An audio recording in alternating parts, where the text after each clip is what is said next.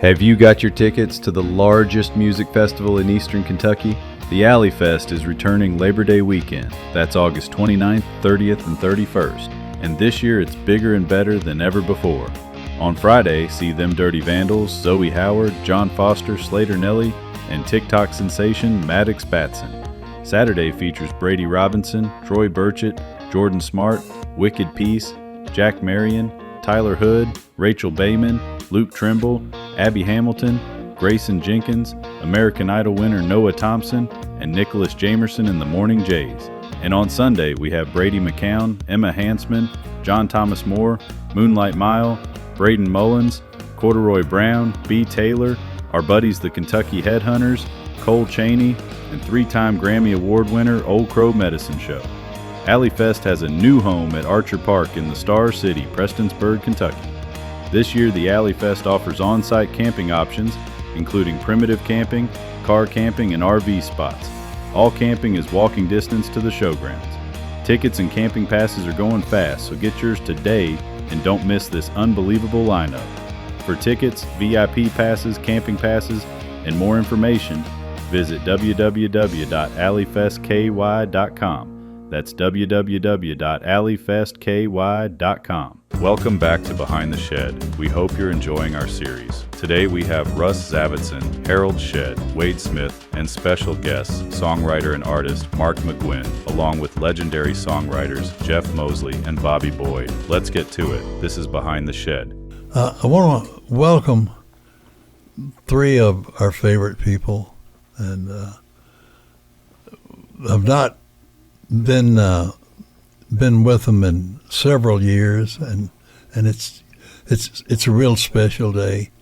And we got Jeff Mosely that we'll talk more about, and we have one of the greatest acts to ever come through Nashville, Tennessee, writer and singer, artist, Mr. Mark McGuinn. Baby. Mark, great to see you. And Bobby. Good to see you. Bobby, boy, good to see you again, buddy. Good to be here. And happy that you could be here with us. I appreciate it. And our other producer, Mr. Russ Zavitson. And I'll let you say a word about our special guest today. Well, we've been talking about this one for since we started this thing, about, one of the real big deals you worked on. It's one of your favorite ones you ever did, the whole Mark McGuinn story. Yes. And I've known Jeff since 1980, I think, probably. At least. Yeah, and I'm not privy to this whole story. Bobby was in this thing in the beginning, writing with you and doing stuff, and Jeff, and I only know the story pretty much after you knew him and you started working the record deal. And that's, I've heard it all back, so I don't know the whole story. So everybody today that watches this podcast is going to find out the whole story of the whole Mark McGuinn story and how it happened from these guys starting out, coming to you and the record label and everything else. So at least the parts we can tell. At least the parts you can tell.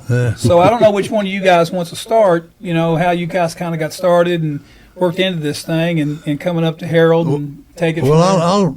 I'll start it by telling you that about the time I met Mark, we had a new venture. I had gone from Mercury, and we had a new venture called VFR Records. Paul Lux, Ed Arnold, and myself, and we were looking for talent, and Mr. Bet you found Mosely here came into my office with a CD. I don't think it was a tape. I think it was already a CD. It was a CD. And he played me something that I thought, what in the world is this, kind of thing. And it turned out to be a new record that these guys, along with Shane Decker, had made. And the rest is history. Mark became the premier act on VFR, and we had a #1 record on a startup independent label. That's right. And the good news is it had not been done in 20 years. So we were off to a really good start. And a lot of things happened along the way, but we still wound up with a a great album, and I think probably if you ran the numbers now, it would probably be, if not gold, close to it. It had sold right at 200,000. It was number one single. record. Mrs. Stephen Rudy was number one single. Number and one the, single. And the CD went number one. There you go. So with that, I'll let you. I'll have to make up a bunch of stuff. One of you guys are going to have to start the story here, and I don't know where to start. Who wants to Jeff start? and Mark probably know more about it. Well, let's see. Jeff and I had worked together. I don't know, Jeff. When was it that I had been signed to a small publishing company called Crossfire with Ken Levitan. Ken Levitan, that is correct. Ken Levitan. And And you'd only been there not a couple, 3 months. 3 or 4 months, right before Christmas. I was getting ready to go home for Christmas. And somebody came to me, maybe it's one of the other writers or something, said, "Did you get your check?" And I said, "Huh? What are you talking about?" And I said, "No, I was going to go get it." And they said, "Well, I heard there is no checks, like we're closed." So I said, "Oh, okay. That's not good." So I went to the office, no one there, and I think we're closed. Like there's nobody there. So eventually I did get a hold of Ken, and he said, "Yeah, I'm going to go." Remember Rising Tide Records? Yep. Mm-hmm. He was going to run that, and he thought so much of me that he didn't bring me over there. That's love, man. That's great. Love. Yeah. That's so good. And so, I went home to North Carolina, thinking, okay. I mean, I had already been indoctrinated to the ways of Nashville, and this is a possibility that could happen. So I just chalked it up to this is how it could happen. But in that meantime, before I got that writer's deal, my first deal, I had been going around and playing music for. Because back in those days, like with Juan, and there's a lot of the old school publishers. When you went, like you had to get before them, and they would sit like this in a circle and say, "All right, play us music." You want to talk about pressure packed? You're in there and just you're playing music, and I guess through all of that, Jeff had found out, it's tracking, and we just got to talking. I don't remember exactly when. It was very shortly after that. I think Ken called me. Was that what it was? Yeah. Mm-hmm. See, I'm not sure. He knew me, and he knew I was just starting this independent publishing company called Electric Mule Music. Yeah. And I knew him through. I forget, Lyle Lovett or something. I don't remember. Anyway, that's how I got. That's how we hooked up. Mm-hmm. Was like through that, and then one thing led to another, and we worked out a deal. So I went over there, and that was awesome. Like best swag in the whole industry. Big question. Did you get your check? Oh yeah, okay, got my good, check. okay, Yeah. And then some. Yeah, Jeff was good at giving checks. He's good about that. So I was over there with Jim Foster. Is that the one we went to the bar on? One of them. One of them. I'm sorry. Yeah. So like I said, it was just me, you, and Jimmy at that point, right? Yes. Yeah, and Jimmy's a great songwriter. He's written Jim a Foster, yeah. bunch of awesome classic songs, and we love Jimmy. Yep. He's my uncle. And he's his uncle. That's right. Which reminds, now that I'm thinking about it, that time we saw when Early, Early. who owned the company, we were playing golf. He didn't own it. He was financing it. Or financing it, yeah. Anyways, I've never seen this in my life. Jeff and I were across I had gone out to see you in Texas, Bandera. in Bandera, and we went and played hillbilly golf out there, which is A little different. a little different. Yeah, you might have an alligator hiss at you. You never know, whatever it is. But anyways, we did that, and he was. I'll never forget this. I've never seen this in my life. He was across. We were watching across the fairway. I forgot this. And he swings hard, and there's a tree off to the side right in front of him. I don't know how he did this because he was an older fella, but he hits the ball. It was, from our perspective, it was so great.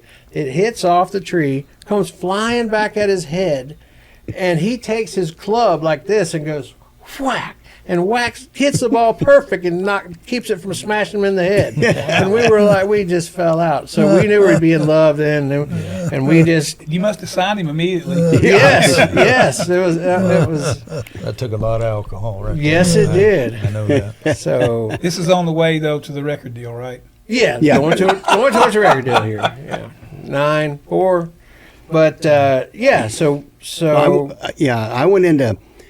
He was writing a bunch, and we had some great songs I was very proud of for him and me. And went into Abtract over in Berry Hill. Great little studio. Yep. Kind of unknown at the time. And went in there, and Shane Decker, good friend of ours, and he was a great producer. And he and I and Spark went in. I call him Spark because that was his nickname. Still is. Yeah. Spark. Spark. Spark. Forgot Mark about Spark. that. And we went into Abtract and cut 6 things. 5 or 6 things. Yeah. And I went, honey, honey, honey. And then kept going and went in and cut, I think, 5 more.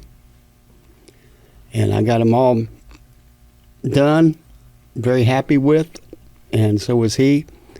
And one of the lead guitar player, Troy Lancaster. Yes. Troy Lancaster. That's who brought that. Caster. he says, you need to pitch this to Harold Shedd.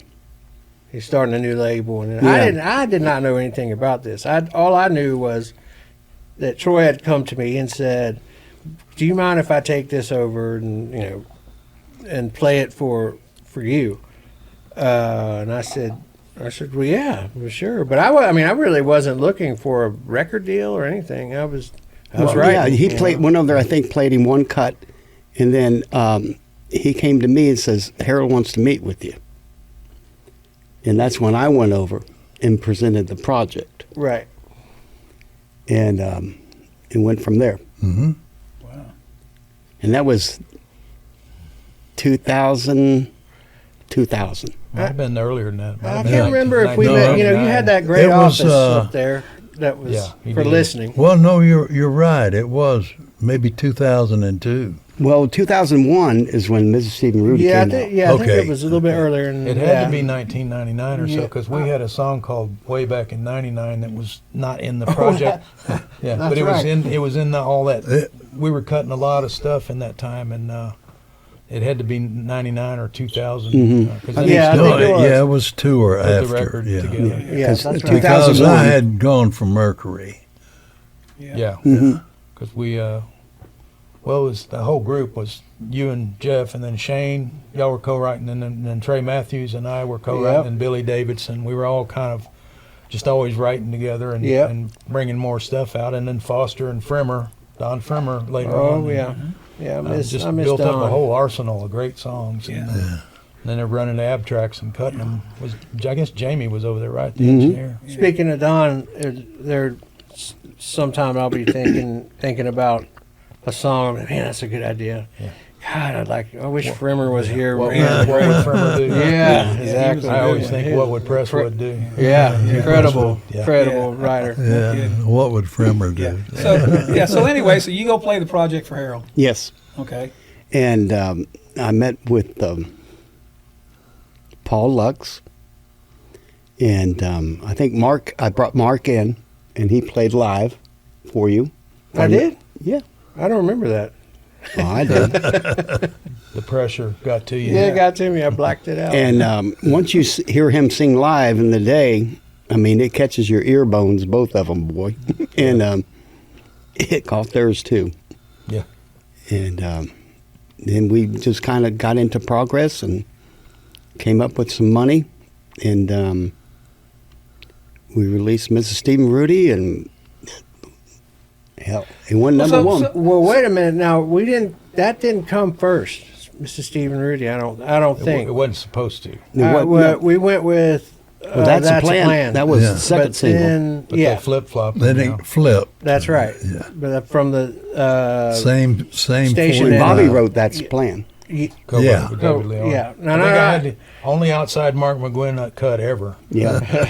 Well, Way to go, I mean, I man. just love that song. Yeah. I thought it was. Yeah, man. Well, I remember though. And Dave Leone was my other writer. Thank you. When y'all were finishing the record, I called you one day because you and Shane loved the song, and I remembered I called you to see how it was going. And you said, "Man, we're just going crazy. We got to have a first single, and we can't find it." And I said, "Aren't you going to do That's a Plan?" And the phone went down. I heard it.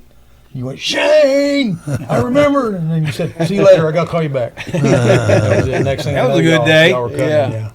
Yeah. And then y'all had that great guitar player come in and do the solo. on it. Oh yeah, Ray This is Flack. Ray Flack. Oh, Ray right. Flack. Oh, yeah. Yeah. Took, I think, one take, Ray, and Shane yeah. said, "Done. We're good." Well, actually, what it was everyone said we used to go down and listen to Ray and Jamie Hartford play downtown, and great. I mean, just awesome. Great times. Great, a lot of fun, and I was thinking, like, gosh, it'd be really great to have him on the record, play on the record. Well, everyone kept saying, "Oh, he's difficult to work with. He's difficult to work with," you know. But Shane was just like, no, I know what he needs. We need to just go get him a 6-pack of Guinness, and that's it. And set him out there, and that's what we did. But it turns out he was the best. I mean, he was easy to work with. It's just he said, no one calls me. They think I don't know what it is. No one calls me to play on these records, and he's like a legend. Legend. Yeah, I guess that happens sometimes. Who's telling you guys that? All the other guitar players in town? Yeah, exactly. But yeah, he was just a joy and so talented. And I had this idea to put drum loops against a super country sounding instrument, Which had never been done before. Yeah, exactly. So, and Wanda Vick actually played banjo on most of the Really? songs. Oh, yeah. Yeah. She's a utility player And, from Harold hell. and I were talking about that earlier, how that was the first that you started that whole trend of the banjo and the drum loop, and it went on to Dixie Chicks and everybody Oh yeah, else. yeah. There was a That whole was the first slew. time I ever saw anybody do that or heard it. And, That is yeah, true, I actually Well, we heard later it. did it with Glenn Campbell. Yeah. He started it. Way to go. Yes, Actually, true. I had heard that there was a some kind of meeting up at when the record had made it, gone on. Mrs. Stephen Rudy had gone through. That there was a meeting up at Warner Brothers that we need y'all to write songs like this, with all the writers over there. So That's great. What's Harold's famous line? They don't know there's only one. The rest of them are all copies. Yeah. that's right. Yeah. There's only It one. had great players on all that record. Jim Oh, Moose Brown. God, and Moose was Wanda. on it. Yeah, and a lot of the players that now are iconic players, but at Wayne the played all time, the drums. Wayne Killian. Wayne Yeah, Killian, Wayne played 'em. but at the time, Yeah, they were. no one was really giving them a shot, and I was like, And Moose did okay. yeah, exactly. He went on He's the doing fine. right 5 o'clock somewhere. Yeah, but he's playing on everybody's Plays record on and every produces. touring Yeah. with Seeger and all that. He's done well. Yeah. Okay, so you guys go in and you play the record. And Harold likes the record, and you go play live. Then what happened? Well, I mean, you didn't go in the next day and sign a contract? I went out on the road endlessly. Yeah, but not for a minute. No, though. we signed the contract about a month after I was delivering the project. Mm-hmm.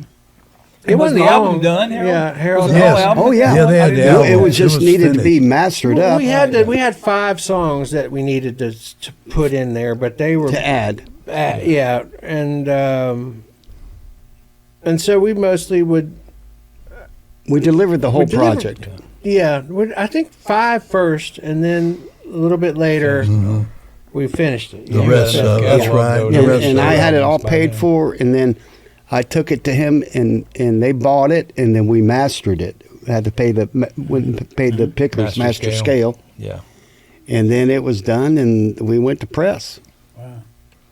But before we did that, you and I sat and talked, and no one ever talked to me about this, about order.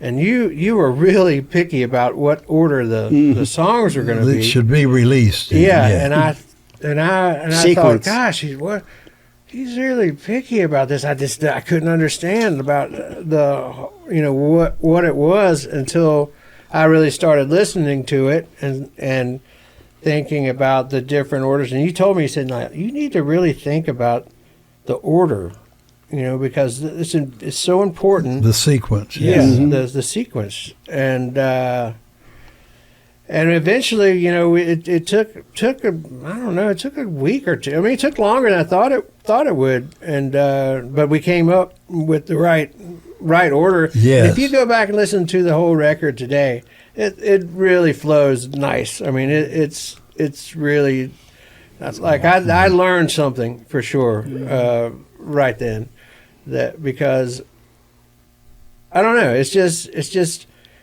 how Pink Floyd's records, they feel like they're in the right order. When I listen to that record, it all feels like it's in the right order. Yeah. Like you can just listen through it. Mm-hmm. On Yeah, that's an through. important thing. It is. That's Yeah. cool, man. Yeah. When that happens, it's like, yeah, we got it. That's cool. Yeah, no. Yeah. That's the So, first. so Harold, after they brought the record and you were playing it for everybody, there, I'm sure you and Paul and I guess Nancy and whoever else, was everybody on board? Like, yeah, this is. Everyone, yeah. We were a new startup company, and all the people we had at that time were people that wanted to be there. From and other so- bigger companies, right? Yes, that's right, and including our promotion department, and Boy, Nancy was a whirlwind.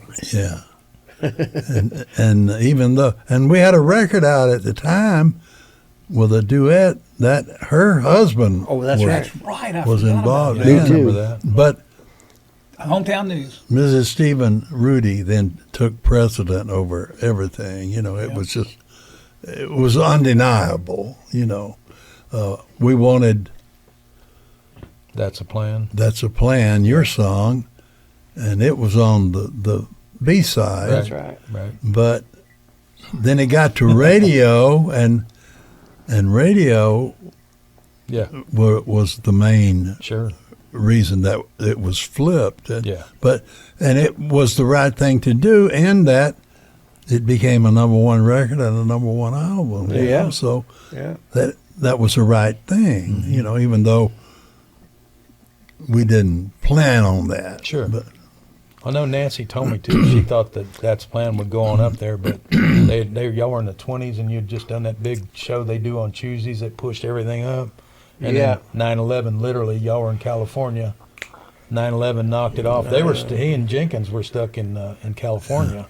Had to drive a car back. And John, yeah. Yeah, John. that album, it had more than one or two single records. got that And right. It had 5 or 6 It could have singles gone on it. 5 deep. And I always thought if we could get to Heaven Must Be Missing You, it Right. would be in the stratosphere. It would be Yeah. it would be over then. But unfortunately, we never got to that point. Right. So many things in the world was happening, and Right. all of that was. We hope you're enjoying the show. This episode is sponsored by PopChevy.com, Paintsville Tourism, Wild Bill Fireworks, the Kent Rose Foundation. Yeah, became- radio went to talk radio for the first 2 time weeks, ever. Yeah, like no music. It was Yeah. all. Yeah. 9/11. Only the majors Yeah. were covered after that. Yeah. Wow. Yeah, What that, terrible timing. yeah. it was- What a But great we record, did. great story. We set records in that small Yeah. period of time, and delivered some really incredible music. Yeah, man. we stayed busy Mark, for sure. Mark's record, and actually, thanks to Troy Lancaster, we had signed another guy from Trent. before Trent. Actually, didn't have a record out on him yet. From where's all this? Connecticut. Am I right? Connecticut, I don't know. No, where they make the syrup, maple, Vermont. Oh, Vermont, yeah, yeah. Yeah, Wayne? that Troy had produced. A Oh, guy yeah, named yeah, Wayne Warner, Yeah, yeah. Oh, and who was Warner. kind of like a country Buddy Holly kind Yeah, of a thing. that's right. Yeah. Yeah.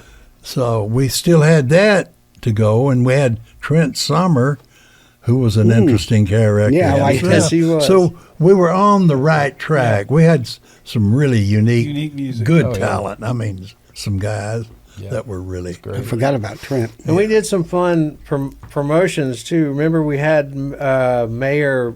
What was the mayor? Oh yeah, Not Bill Boner. Yes, Bill yes. Boner. Is he mayor yes. then? Well, he had just come off, but we had a campaign. I think I got up and spoke and said it was "Win with McGuinn," and then at the party, That's right. Independent. Win with McGuinn. Yeah. Had those badges and The everything. the fans. yeah, and Boner, we got him to come, and he spoke. Yes, that's right. Wow. I forgot That's about right. that. Bill Boner. And then- Golly. At the ASCAP Awards that year, did you get? You might have gotten an award that I year. did.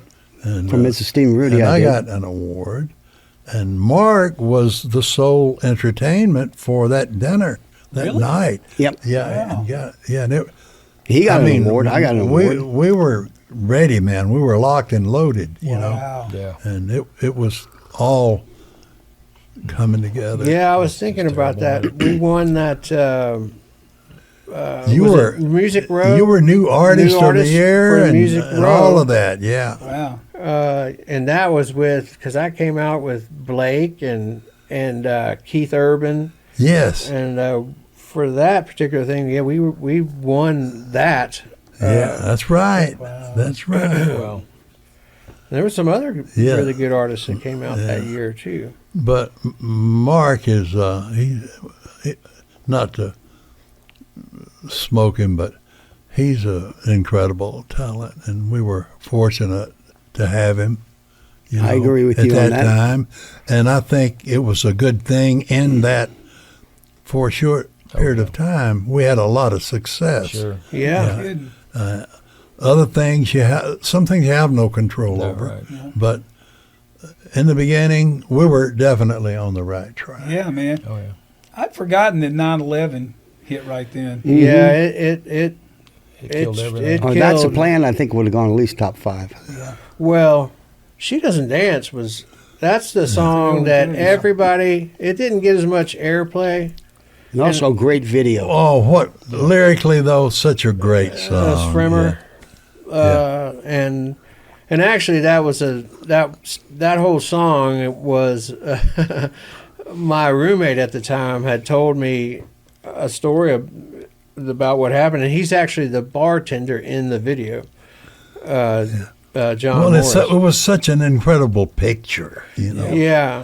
And- That one, I got more people love that song as much as Mrs. Stephen Rudy, even though Yeah. it didn't get near the airplay. Right, And right. had 9/11 not Well, there happened. was a saying back then, sometimes it's too good for radio, you know. yeah, yeah, that's right. And it was one of those. It was lyrically too good, probably, you know. Yeah, no kidding. Wow. Had to make you think a little bit. Yeah. Yeah, man. And the video was so good. Great video. You and that Yeah. rowboat and all that. That was Yeah. That's a Plan. that The rowboat was That's a Plan. When they were on the beach and all that. Yeah. I'm sorry, Crazy that was. cars. That But was She Doesn't right. Dance was in We saw- a She studio. Doesn't Him Dance was playing. down over at He the plays Holiday great Inn over there keyboards, in Donaldson. I remember and he being was there playing the that day. keys. Wow. And they You're shot right. those You're shots right. into the mirrors, and it was cool. Yeah, Oh yeah, that was super cool. Yeah. And the Mrs. Steve and Rudy video, that was, shout out David Abbott for directing that. No and kidding. putting all that together. That just happened to come together. We did not have to do anything to that building. It was all that stuff. It was painted white on that white. I mean, this place was huge, and it had.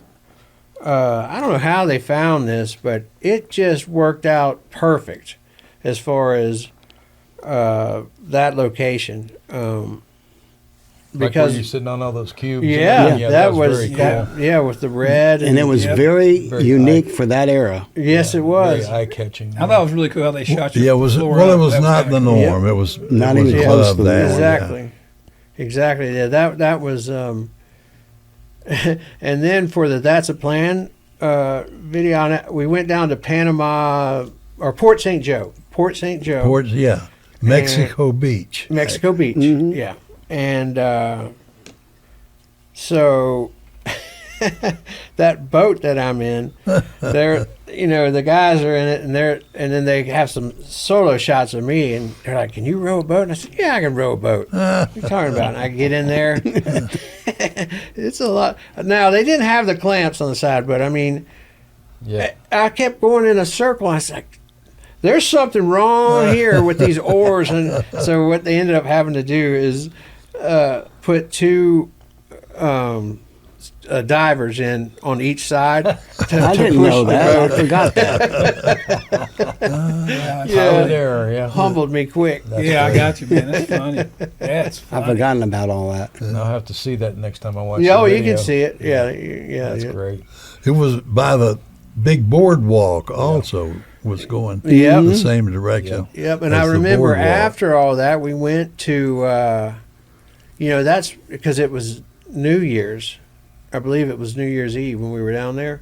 So that's the place where you can have New Year's twice because the time change is Yeah. Oh right. yeah, There's a bar Eastern there. and Central. Yeah, Yeah, so that's right. We had it twice. Yeah, you celebrate over here this side, and then Yep, over then there. go there real Needed quick. any excuse to celebrate twice. Double Yeah, whammy. That's funny. So after the record hit, did you go on the road? Did I? Yes, I did. We went everywhere. I probably should have had a manager at that point, but I didn't. So, I tried to help. yeah, yes, you did.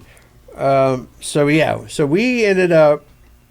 See, the hard part about that is when you're on a smaller label, independent label, you don't have anybody to leverage. Like, there's no, Right. you know what I mean? And it's so we'll I trade you Reba for these things.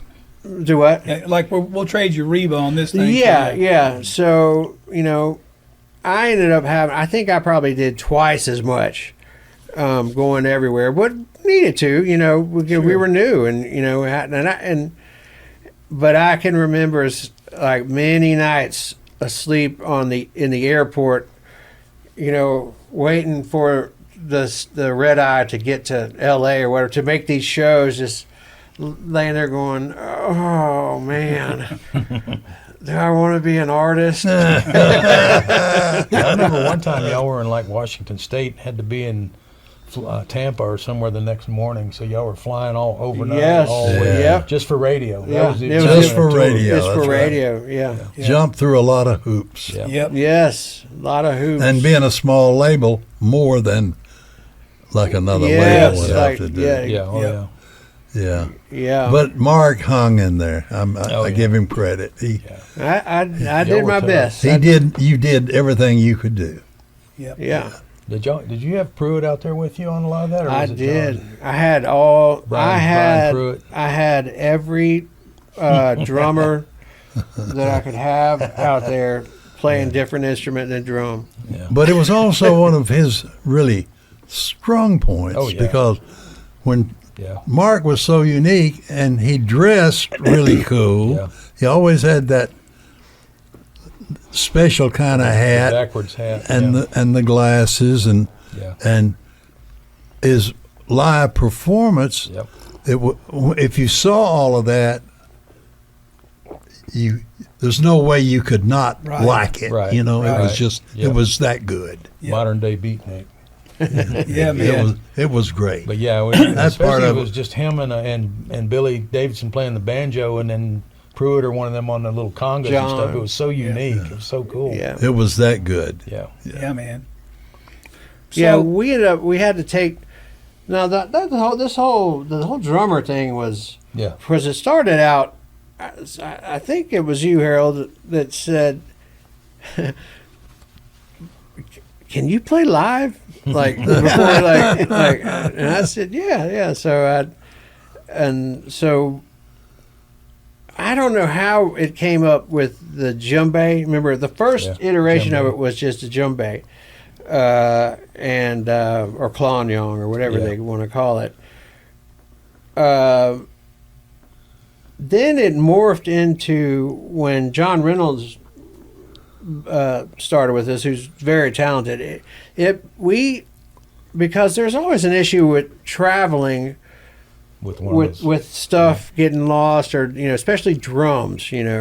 So what we came up with was this hybrid drum kit that had it was like an electronic hand drum, and then we had real cymbals and a real snare. So, and that was all triggered with the loops and all of that. And he also played keyboard, so that enabled a way bigger sound from three pieces. Yeah. Oh yeah. And that's cool. eventually what it turned into. Very cool. Yeah, and it was a different big sound. Right. So you had guitar in that, and then bass player. No. We didn't add a bass for a long time. So you had guitar and drum thing, and what else? I played guitar. Billy played guitar / banjo. Right. Okay, that's right. And then drums, and that's the way we went for a long time. Wow, that's cool. That's all you needed. Yeah, It was good. It was good. Occasionally we'd get questioned about it from some of the sound engineers, like, is that all you're gonna Yeah. that's all you're doing? And we're like, yeah, just plug it in, like, you'll see. Yeah. Yeah. Because when those loops kicked in, and especially on one of their own, when that one kicked in, Yeah. woo, man, I'll I remember, never too, though, forget. even when y'all played live with the full band, y'all didn't even have any cymbals because it just made too much. Oh yeah, I mean, I Noise. hate cymbals Yeah. in a way. Like the ringing. If they're those ringy cymbals, Yeah. they ring through all the tones and everything. And so I had a real issue with those. It's that 5K. Yeah. Yeah. They just really make a lot of that white noise that just covers Yeah. up Hey, too well, much. back then, what were you triggering your loops with back then? They didn't have all the stuff they got today. Oh man, I can't remember the name of that thing, but Like a Roland, wasn't it? it was.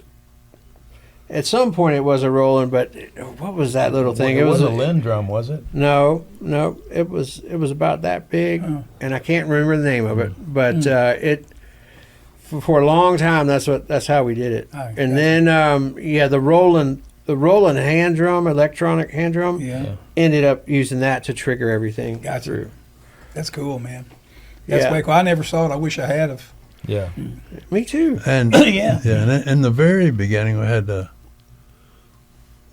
an echo. It was a Fisher space expander, and it was used in a Hammond organ mainly. Yeah. But it was a great echo system. Yeah. Oh yeah. Yeah, That's those are cool. cool. Yeah. Those were real cool. Well, so how long? So everything's going great, and then 9/11 hit. How long before was it before the label was over and everything? Well, this is what I don't know exactly all the particulars, but I know that at some point, I got a call and said, "Hey, you need to go make a second record." Like, I'm like, "Okay, well, I got the songs, I'm ready." Like, and I don't know, I was busy doing something, and I got another call. Said, "No, really, like, you need to go make the record." And so I didn't know at that point what was going on. Yeah. So We didn't really know at that right. point. Nobody knew. Nobody knew. That's right. Um, And then I got a call from my lawyer, Stephen Gladstone. And he said, hey, I'm hearing that there's something going on over there with money.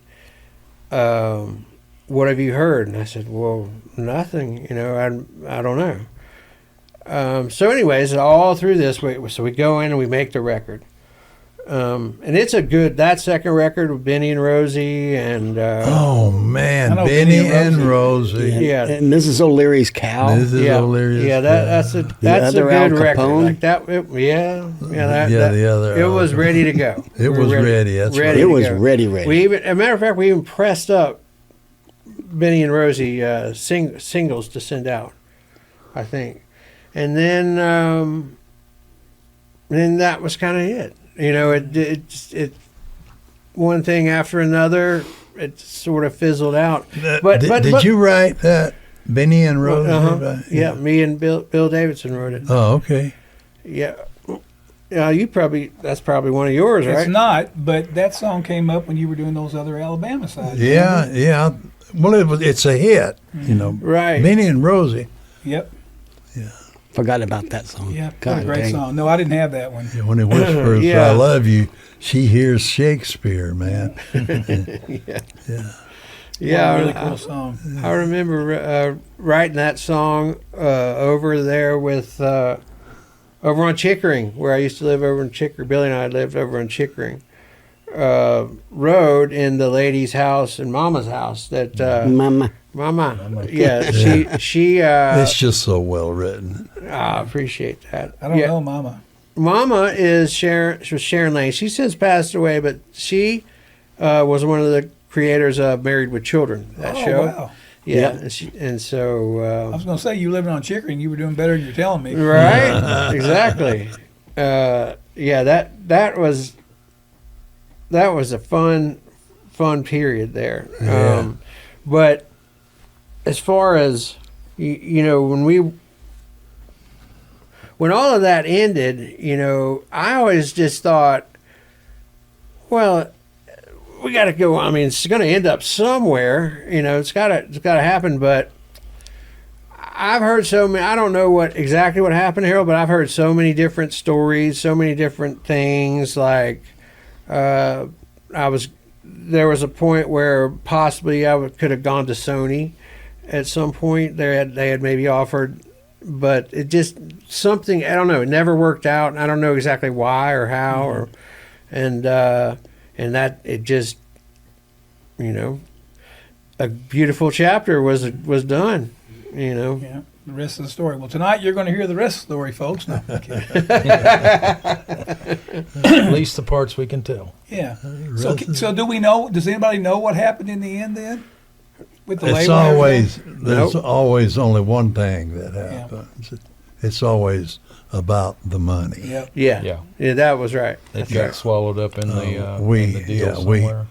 Chapter 13 is what happened. We had the ingredients, but we were short on Yeah. cash, Man. and Well, that's the we sad did part have about the we had music funding when we started, and it was, well, I don't mind telling you, it was supposed to be a certain figure, but it didn't turn out that way. Yeah. And I'm not here to place blame, Yeah, Sure. but as they say, it's always about the money. You're Yeah. right. That's always the story. Every single time. Yeah. Well, that's Yeah, it what I is. tell all these young artists, that the music business is like a jukebox. You got to put money in it to make Yeah. it play, and it's always been true and always will be. Mhm. It's just the way it is. But Yeah. It's always we been had- the same story. And had we had a fraction of what we started with, Yeah. we would have been okay, because Mrs. Steve and Rudy had sold at that time Yeah. close to 200,000 Right. albums. We're So fixing to recoup a little. we were starting to yeah. See it get come back get level, and Yeah, man. but unfortunately it didn't pan out. No, it took me a little. It like it was over, and I sort of thought, In a way, but then it was, it took me a while to get to come to grips with that. well, it's unfair in a way, to the artist to not be able to do what we were doing. what we were supposed to be able Yeah. to do. Yeah. What the potential was for that, because it should have been a monster 2 records, and then some. Now the what That was it? one Remember that I wrote on the way back that he and from Billy and them wrote on the way back. from Remember that the 9/11 song they wrote on the way back? From Yeah. LA? which USA Today had said this is the best Yeah. 9/11 song you'll never hear. Wow. Yeah, it's true. What was that called? Do you remember? It's called. No, I'll never hear it. I can't even Yeah, when remember. y'all the name drove of it. back from California. Yeah, no, yeah, we rode on the way back. Went into the studio. What the hell was it? Chris Carmichael did some beautiful strings on it. Oh man, so good. But then I started thinking, God, I'm going to seem like a dick, like trying to put, like if we put this out, and everyone's going, no, put it out, but you got to put this out. It would have been the first one out before Alan Jackson, before all of them, because we had it, we were ready to go with it. And I was like, and now I remember Nancy calling me, are you sure you don't want to put this out? And I was like, no, I don't want to seem like taking advantage of this situation. Now, in hindsight, everyone else came out with songs. More beautiful. More Beautiful Today. Yeah, More Beautiful Today. Oh, is that the name of it? Yeah. Oh, I know that song. Yeah, we got to take a break. Okay. Okay, Jeffrey. Those great big speakers you had. Yeah, And- clips. Yeah. Oh, your music mill office. Yeah. Oh, man. Yeah, I loved listening. And had that you know. great Macintosh amplifier. Yeah. It was really tuned in. Yeah. That we was a listened good to- place. We would sit and listen to The stuff music mill office. Yeah, right? Yeah. and, get tuned in. Yeah, man. And like an idiot, know I what you sold mean. all of Get that. to- Yeah. We You know- get, you know- I shouldn't have sold any Yeah. of it, but I did. You know, I was in that building for 11 years, and after I'd come to work with Harold a year or so later, he went to Mercury Records. So, did Mill- awful over there, too. yeah. But anyway, where Harold's desk Bad was, move. yeah, where Harold's desk was in the office, there was a closet behind him there, a door with a closet. And I never went behind his desk ever, even when he wasn't there. If I went to his office, so like he had one of the earliest VCRs I ever saw up there. And we had a video. We go in his office and watch it. I didn't spend time in his office even when he was at Mercury because it was his office, but I'd do stuff like that. So we were trying to find something one day, a contract for a song years later, and he said, "Go look in that closet behind my desk. There's some boxes in there." And I said, "Okay." I'd never been back there. I went behind his desk, opened it up, and if you're down in the lobby of the music mill, you look up there and there's kind of glass up there. Well, you can see right through there, and you can kind of look at everything there. And I went, I didn't know this was here. This is again like the Wizard of Oz. Keeping tabs on Yeah, everybody. I'm looking down at downstairs. everybody. I called him. I said, I had no idea. I thought it was just a closet. I had 9 years. I never knew it was there. It's a really, yeah. We had some great times up there. Some big stuff happened in that office, But man. Yeah. Yeah, go ahead. To Blue touch you, on what we were talking about earlier, the tape's not on, is it? yeah. Oh, is it? You just started, yeah. We can do it. No, Well, we can cut it if we need. it's not for public broadcast. Okay, we got it. We're not. But, going to. Edit. we were talking earlier about what happened, Yeah. and it's all about the money. And sometimes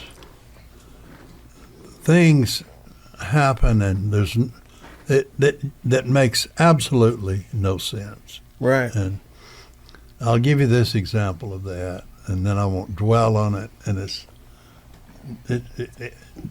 don't let We won't. this- We won't do it. But when I went to Mercury in '88, and I don't mean this in a boastful manner, I'm going to make a point Yeah. as to how things wind up like they do. And I went there in '88, and I was hired by in my opinion, one of the greatest record men ever at Mercury out of New York, Mr. Dick Asher, who his name everybody knew. And so a year after I went to Mercury, he was president of Mercury North America, and the second year there was a new president, and he was gone. And he had signed John Bon Jovi, Def Leppard, and 2 or 3 other just monster acts. And then when he came down and hired me, and I asked him what he expected of me, and he said, I want to make Mercury a viable country record label, and to show you what happens sometimes that you have no control over. Yeah. In '88, when I went to Mercury that year, they did $8 million. 4.5 years later, we were doing $70 million a year. And they put a guy in over us to show us what we were doing wrong. So that's what happened. Yeah. And there's nothing you can do about it. Yeah. It's, you know. Yeah. No, I know. It's an unpredictable business. Yeah. Very true. Unfortunately, if we'd had that money just from '88 would have been okay. And we thought we had that. But as Right. it turned out, we didn't. That's right. And I don't. There's nothing. What nothing year to way it do. is, you know. What Yeah. year did you sign KT? Awesome. 84, 6, 6, I think. 86. Yeah. 85 or 86, I can't remember. It's right But before I got I there. went to Mercury and I signed Sammy Kershaw, Kentucky Headhunters, Toby. Toby and Shania, Billy Ray. Ray Cyrus, and got Kathy Mattea her first Mm-hmm. big Oh. hit. She became Female Vocalist of the Year. Mhm. Headhunters became Group of the Year, won a Grammy. You were sold sloughing off, 15 million Harold. records. Yeah, Harold lost his mind again. Yeah. Yeah. And 5, 6, 7, I 8 mean, times in a row. we were, as you say, we were killing them, you know. You Yeah. think? But then a new boss over me comes in. He wants his own people. Yeah. Doesn't matter what you did. Yeah. You're out. Yeah. they My want- guy's in. Yeah. Yep. Unbelievable. That's what happened. Yeah. And there's nothing you can do No. about it. It's the ultimate musical chairs. It's It really is. It's a tough business, yeah. It And it's is. just as tough It's corporate. Yeah. on that side as it is Yeah. like we started, you know, independent. It's tough as an independent, too. Yeah. Yeah, because as an independent, how did I have it explained? Your money doesn't spend as well as a major's money Correct. Good way to put it, Yeah. Mark. Yeah. Yeah. because you don't. They don't know how long you're going to be around. They Well, know, it doesn't buy as much for one right? thing. Yeah. Mm-hmm. Yeah. Yeah. Speaking of Sammy, I remember I played a show in Minneapolis at the Coliseum there, and I'd opened up for him, and it was it was just me and guitar, and he had his full band and everything, and it was a good show. I played a good show, and so after the show, they said, "Hey, Sammy wants to see you on his bus." I said, "Oh, okay." And I walked up, and it was a big, beautiful white, beautiful bus. And I go in there, and I say, "Hey, Sammy, how you doing?" He goes, "Good, oh, good. Hey, let me ask you something. So you just go out there with that guitar, and you and your guitar and play?" I said, "Well, yeah." He said, "Well, how does that work exactly?" I said, "Well, it's I just learn the songs, and when I go out there and I play." And he said, "And so you don't pay a band or anything?" And I said, no, I mean, it's just me and my guitar. And he said, damn, I'm going to have to figure that out. Oh, yeah. Yeah, he was a hoot. Great story. Well, Bobby, we haven't heard from you. How did you get to Nashville, Tennessee? And what brought you here? And what caused you to stay? I'm still trying to figure all that out. I'm in the 35th year of my 4th trip here. Always in Bandera, Texas. But how did you meet with these guys? How did you meet Mosely them? and I grew up together in Bandera from he was in 5th grade, I was in 7th, and he came up here to go to college at Belmont, and that was our first trip up here to hang out with him. And I'd come up different years back and forth, and I'd live for a while, and then I'd move back. And my brother and I even living on Jerry Chestnut's ranch one time. You knew Jerry. Oh, yes. Yeah, for about 6 months. Good learning experience, and learning a lot of things. He wrote some great songs. Yeah, he did. He was a funny Good year guy. for the He Roses. was funny. Yeah. But we also had another buddy you might have ever met, Lore Orion, big guy, tall guy, black hat. He was in that band Bandera, not Bandana, but Bandera. Yeah. And he was in Cattle too, wasn't he? yeah, Yeah. he's the creator. He and I created Cattle. Yeah. But back and forth several trips, and in '89 I was running away from an ex-wife, and I said, you know what, I'm going to go to Nashville and I'm going to stay this time, and so I did. And thankfully, not long after that, Henry Hurt signed me over at BMG to a publishing deal. And my publishing deal meant that I ran the tape room. And the greatest learning experience of all time. Well, that is. Yeah, Really man. is. John Hyatt and Beth Chapman and Foster Got to and start Lloyd and somewhere, yeah. Hugh Yeah. Presswood. So I was in there You about a pressed year. wood. Yeah. What a good writer. Ooh. he is. Wonderful. Yeah. About a year in there, and I my wife was working for Reba, so I pitched a song over there one day. I put it on her desk because I talked to Reba all the time, and Yeah. she cut it. A song Joe Doyle and Rick Peoples wrote, and then Henry said, "Well, we need another plugger, so why don't you just come on?" So I did that for about 3 years, and that was another great learning experience. You know, when you're going and facing Jimmy Bowen and Ray Pillow and all those guys, learn a lot there too. And Yeah. in the meantime, a couple of things I had written got cut. The Alabama thing in pictures, and then I had a cut on Martina called "Swinging Doors," and then I had a pretty big record on Aaron Tippin called "Working Man's PhD." Yep. So that all Oh. came about, and I jumped back into writing, and then I fell out of my deal and fell out, and I was back in roofing and all that when I ran into Marcus Hummon one day at BMG, and he said, "Hey, Rascal Flatts cut our song, Bless the Broken Road, and they're going to single it." And that was in 2003, 2004. That's who we couldn't think of earlier. I said he wrote that. Yeah. What was the other writer? We never could Yeah, remember. well, Marcus and Jeff. Marcus Hummon. Yeah. And so that put me back in it. And, that's Won a 20 years Grammy. ago. Yeah. Yeah. Well, He's we were- the guy I went to see the night I signed the head. That's right. I forgot that. That was okay. Who'd you go to see? Marcus. Marcus, yeah. Yeah, Marcus was good. Yeah, he Yeah, was he on was. Sony. He was on Yeah. Sony at the time. Yeah. Good guy too. Yeah. And then, so that's kind of my story, and I stayed up Yeah. there So how did you meet through Jeff. Jeff? Yeah, we Yeah. started writing together, and Man, we wrote a bunch of songs. We wrote all the time.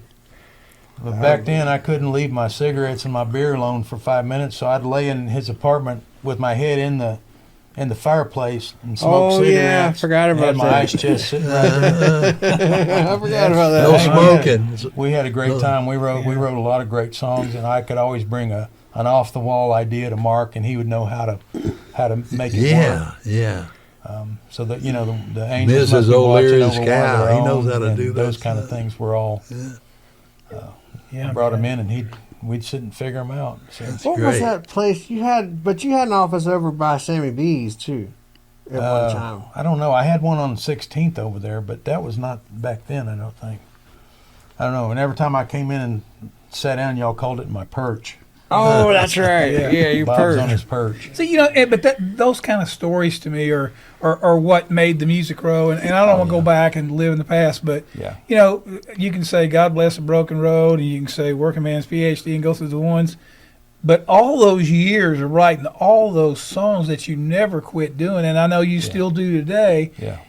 And I met a bunch of people that I worked with over the years that were like you, real songwriters. I'm a hack, I play it, but you guys are real writers, And I'll say, "What are you doing?" "Oh, they're not going to pay me. I'm not going to write songs." And I'm going, "Well, man, I mean, my buddy Tony Hazel, we talk about, he never quit writing songs. Never. No, you can't. You know, I guys try. that write songs. You know, I it's try like to quit about 5 times every day, but can't do it. yeah, it's easier to quit cigarettes, like you said. Yeah, you know. So you'll stop, and then about an hour later, you'll have an idea rolling in your head Yep. that won't leave you alone. But So what is the biggest change you guys see from 20 years ago? Oh Lord, there's just one. I mean, right now you can't get a song in edgewise because all the young artists are all writing their own songs, and they're encouraged by management and labels to do it. And there's 6 writers on a song. 6 to 9 writers on every song, and you know, if somebody suggests one beat, they get a writer's credit. You know, and the road's not there anymore. Like in the old days, you know, we used, you know, run up and down the alley, and you could find anybody you needed to see within a day or two. Or you could go hang out at publishing offices, and it's not there anymore. Yeah. There is no there. The camaraderie is sad. not So there, everything's is it? done by internet and Zoom, and you know, we even write songs over Zoom, which is just really weird. But you know, we had to make it work.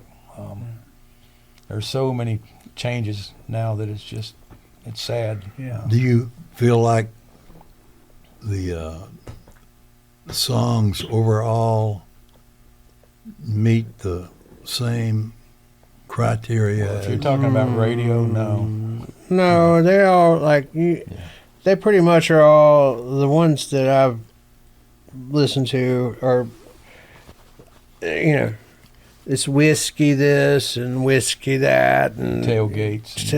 I mean, Broke. I don't know. I don't mean to sound like a curmudgeon or anything, but I mean I definitely think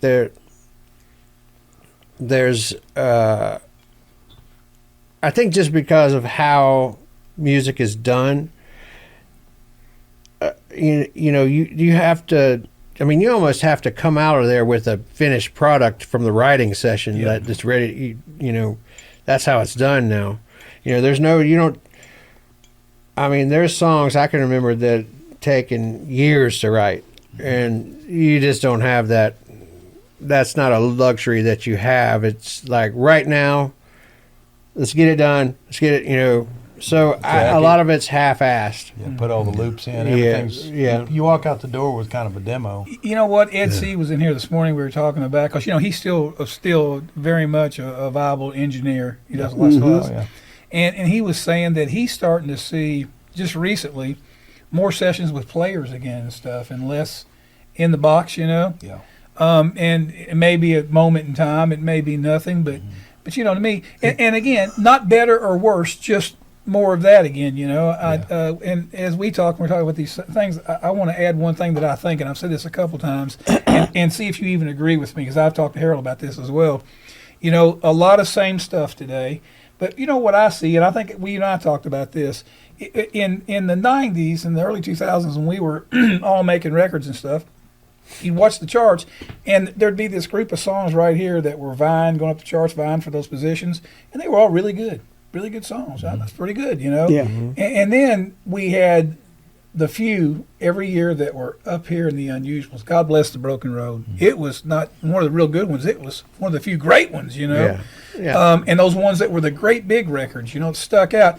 You know, Mrs. Steve and Rudy, it didn't, because of everything that happened, but it was one that stuck out. People remember. I name the other 20 that were below it at that time. Most people won't be able to now. Yeah. Had you all been in a position, it would be one of those ones everybody remembered forever, and they might even so. But it was different and stuck out. And there was always a handful of those. And then we had the phrase again that Ed C. coined way back then, we always called the booger eaters underneath, you know, we called them. They got up there somehow, but never got quite up in that thing. But they were there, you know. Their They label were, money pushing. whatever got them there, yeah. Yeah. Well, see, we don't have that today. Yeah, I mean, it's all they're all good. They're all well written today. Right. They're in Well, there. we were all- a lot of we the were same in the- stuff, but there aren't those great big really good ones. Yeah. But there's also no booger eaters anymore. We to were me. in the era of the, you know, Bob McDills and the Right. Hugh Presswoods and the Alan Shamblin. And Right. Just that's what any true writer is wanting to be and wanting to learn how to do that. Yeah. And those things don't come out in 45 minutes. I know Yeah. McDill made people stay in there for 8 hours. Bob on the McGill was great. Yeah. Yeah. Harlan Howard You know, was it was great. worth it. Yep. Yeah, Harlan. Yeah. Yeah, I mean, you think? I'm thankful we had some great writers Yeah, man. to learn Bobby from. Braddock. Yeah. Yeah. You know, I mentioned Curly Tony- Putnam. Curly, yeah. Yeah. I mentioned Tony Hazen a lot because I worked with him Oh, I forever. loved Hazen. But you know, Tony would walk up and down the halls of music. You know, I remember. You remember the minimum delivery?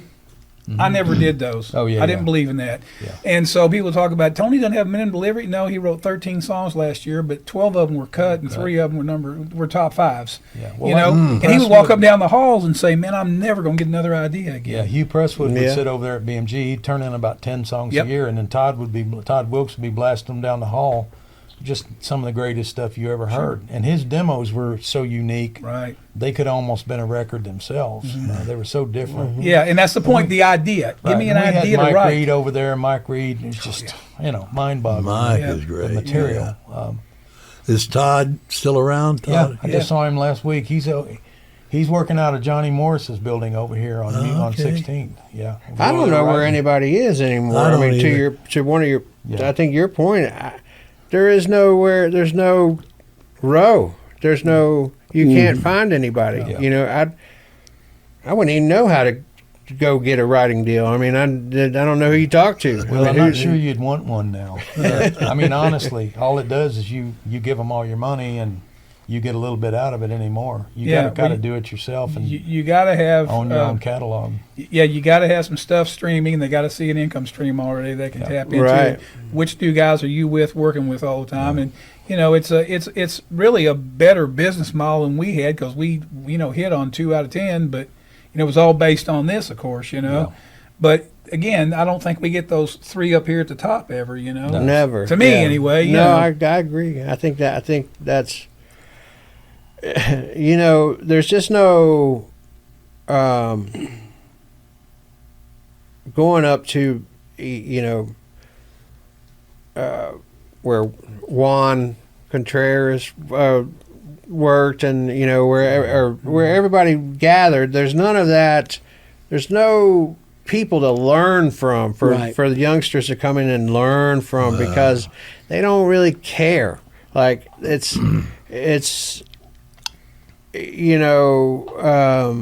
Ronnie Gant. There's no trial by fire Well, anymore. they're all looking for that 45-minute song right, and then and to have a song shoot on the charts immediately. You know, And they're not A&R looking for longevity or a Yeah. I Hope You Dance or Breathe or something of that. Yeah, level. like you need to get smacked around a little bit. A little bit. Yeah, a lot of Yeah, a it lot of in it. order And again, to know your way. Not better or worse. It was just different. But the one thing I'll say, and I'm reminded of a story when you said Ronnie Gant just now. So Don Gant was a real good friend of mine, and just a great guy early on.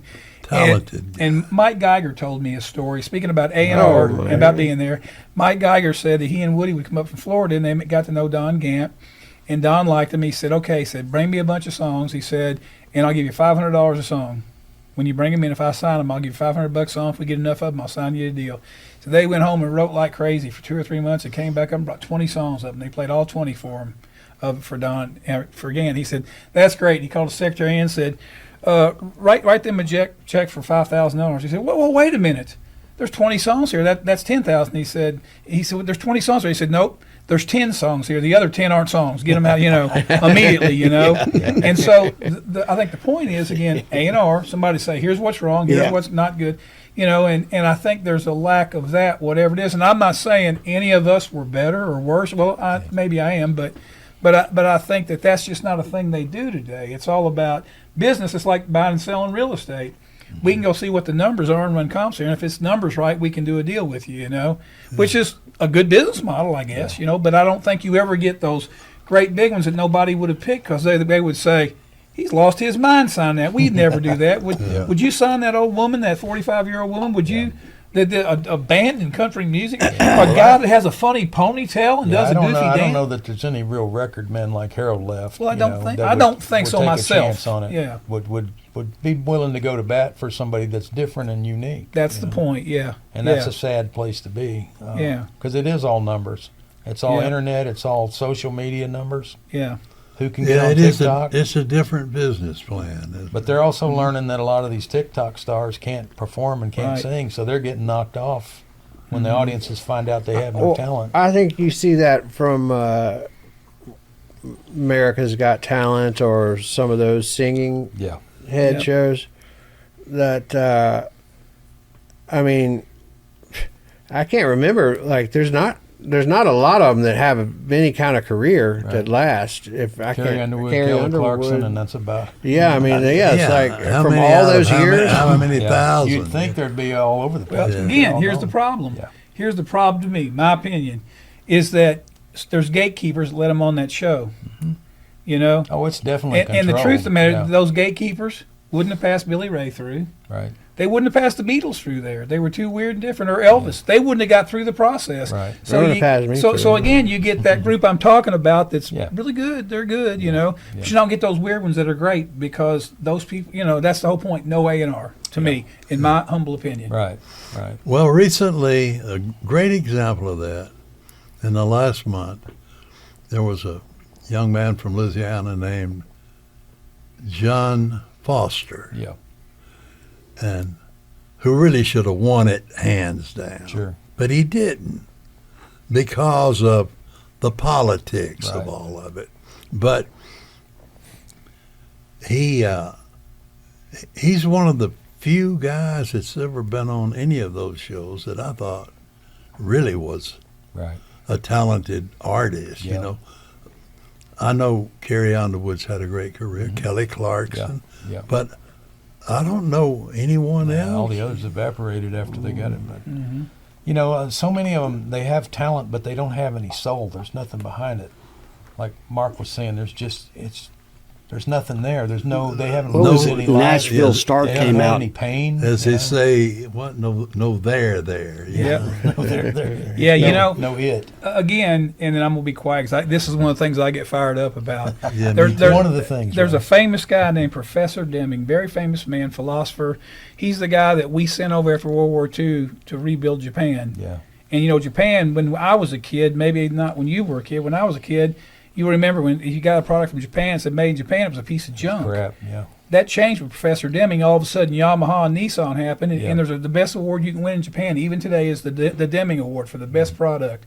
Very famous guy. And he had a famous statement. He had a set of rules, and one of the rules was don't ever ask the public what they want because they don't know. And and early on, this is a long time Tell ago, 'em. he said, "You think I'm wrong?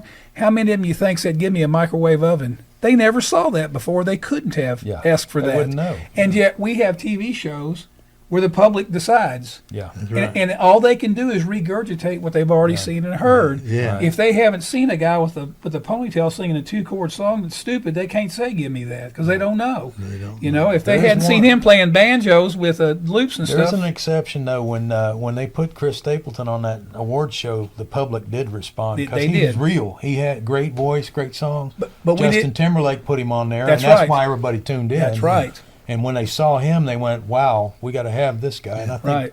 a week later, he sold 1 million Sure, records already. sure. But yeah, you're right though. Yeah. But he did have a different sound. Yeah, he yeah. did. Well, I mean, he was so He was unique. identifiable. Yeah, he was so Yeah. unique and talented that they couldn't deny But him. one person made a call and said, "I want him on here." Yeah. That's again a difference. Well, You know, it's not the Justin committee. Timberlake had to do it. Nobody else. That's would have right. done it. That's Let's right. start a record company. Let's do it. You want to make another That's record? almost Yeah, let's that's almost go. as bad as hey, let's start a band. We'll get you a full band this time. No, Wade, producer Wade, you got the contract over there? Yeah. He's got it, man. Get you a whole Yeah. band. Yeah. yeah. Now, most importantly, do you have a money man? Well, some of that money that Ed didn't have when y'all worked with him at VFR, we had already spent because he was back in a management crew that had Tim McGraw and a bunch of people signed, and Jeff was working for him, and I was kind of tied in with him at BMG. I didn't know that. Yeah. So they were managing A lot of things going on. managing a lot of artists.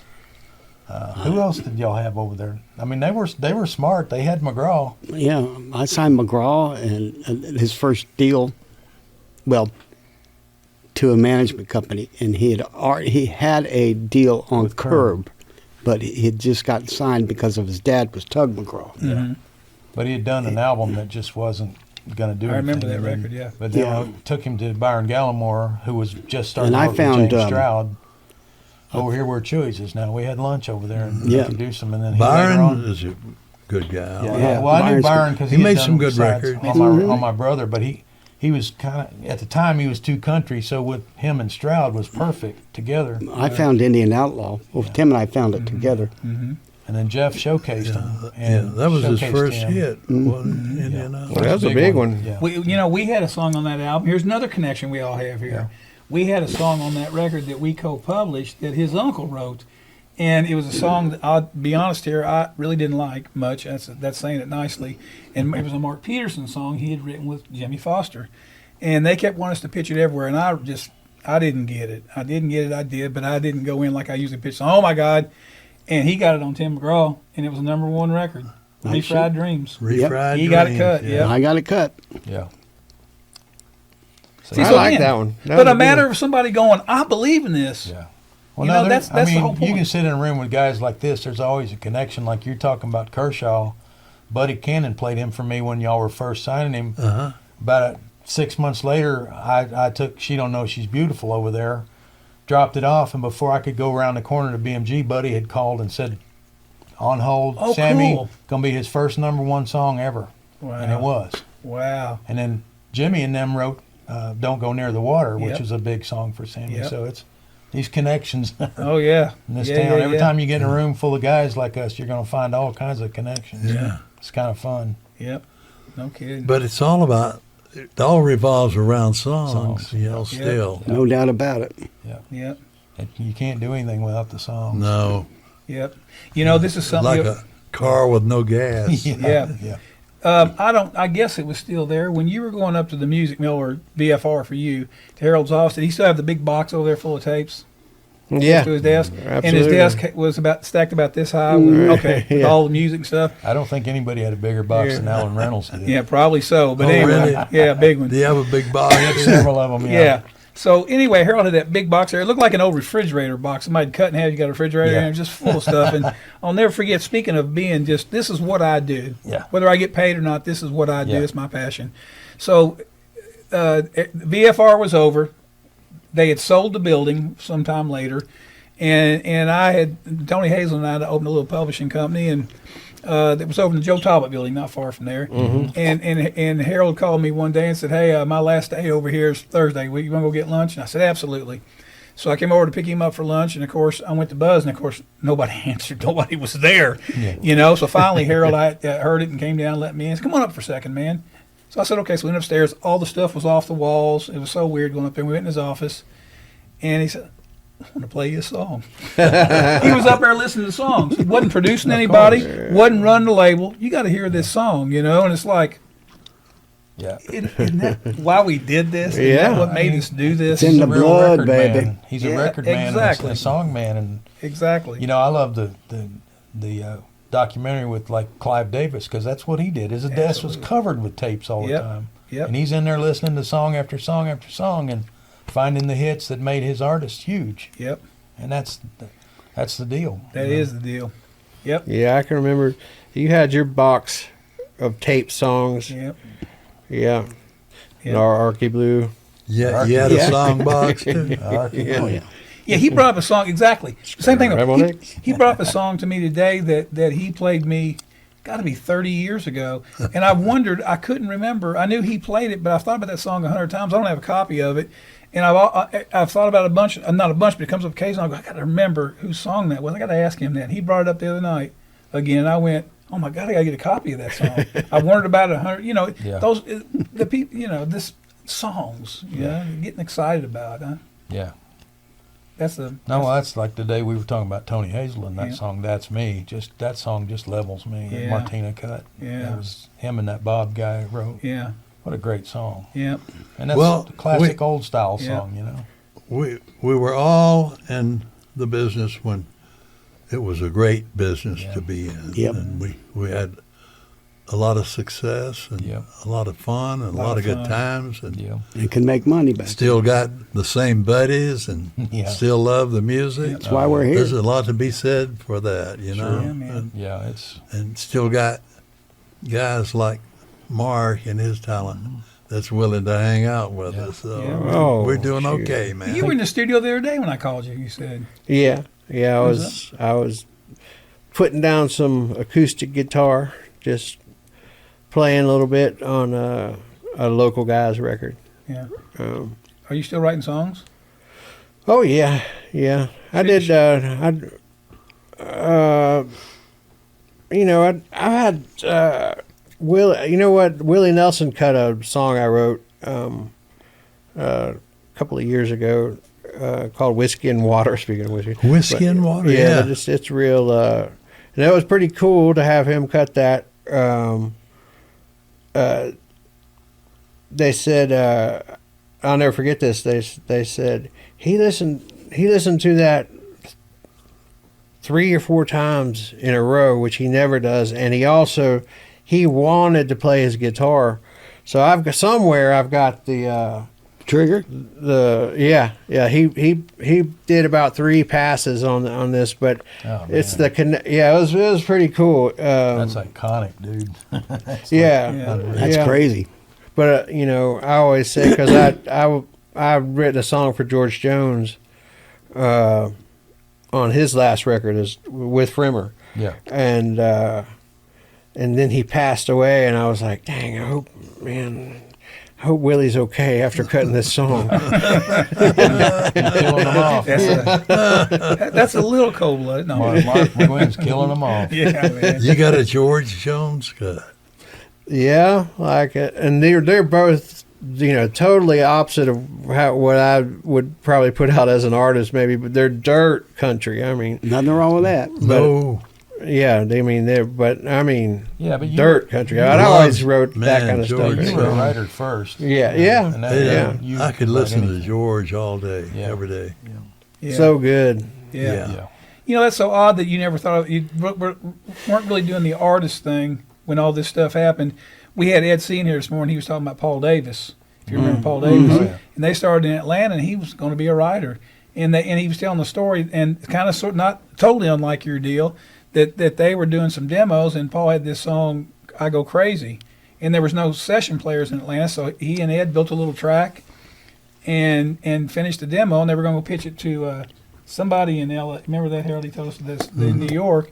And Eileen Burns, in the label, said, "No, this is a record. You're going to finish this." Well, I don't know if I want to be an artist. And all of a sudden, he boom. He didn't want to be an artist, Yeah. from what I understand. But, That's what Ed was saying. Yeah. He wrote over there when I was at BMG. Archie Jordan wrote over there, and he and Paul wrote a couple songs, and the charts on them looked like a calculus exam. Oh, I bet. Yeah. Major fist, diamond, this. And, Yeah. it was crazy. I don't even know how the musicians got through them. Yeah. That's crazy. Oh my God. Well, I'm guessing we ought to be hearing some of these songs you're writing too, huh? You probably meant to play them for us. Soon. Oh yeah, no, I didn't. Soon. If you ain't back in it, we're gonna get you back. Yeah, in it. man. Ooh, I wouldn't know where to start. I don't really know. I do. We'll get you back in. Like the- I've written a whole bunch. I mean, I got a whole bunch written. I just, I'm just, I don't know what I'm doing. I'm just writing songs. They're just piling up. Me and Don't this guy, stop writing. We're working. Me and him are working on some stuff. And We did. Me and him are working Yeah, on some man. stuff. We'll get you back in this game. The next step is to get them on a CD. Yeah. Well, yeah, Nowadays, just get them on a thumb drive. Yeah. yeah, exactly. But yeah. But yeah, I don't know. I like I said, it's such a different world. But you just never stop writing. My phone is so full of stuff. That's good. Ideas and Good. That's how it works, man. That's Yeah, good. man. Yeah, Excited to man. hear the next things you Yeah, do. man. Well, cool. Well, what you think, Harold? Hey, man, it's been a great day, and really appreciate you guys participating and telling us some of the stories and Oh, yeah. some of your great experiences. And we're so glad to see all of you again, and I hope to see you sooner rather than later. yeah, I agree with that. absolutely. Thank you, Amen. Harold. Thank you. Thank you, guys. This has been fun. Thank you. Thank you all. Thank you. Thank you for joining us for this episode of Behind the Shed. Special thanks to our guests today, Russ Zabitson, Harold Shedd, Wade Smith, Mark McGuinn, Jeff Mosely, and Bobby Boyd. Behind the Shed podcast was created by Wade Smith, produced by Russ Zabitson and Wade Smith, and recorded in Nashville, Tennessee. Music written and composed by Russ Zabitson. You can contact the show via email at behindtheshed@gmail.com. Follow us on Facebook, Instagram, YouTube, and TikTok at Behind the Shed. Special thanks to our newest Patreon supporter, Mr. Ron Ledette. If you would like to support the show in any way, please visit our Patreon page at Behind the Shed. For sponsorship opportunities, contact us at behindtheshed@gmail.com. This episode was sponsored by PopChevy.com, Wild Bill Fireworks, the Kent Rose Foundation, and the Harold Shedd Music Gallery.com. Tune in next week as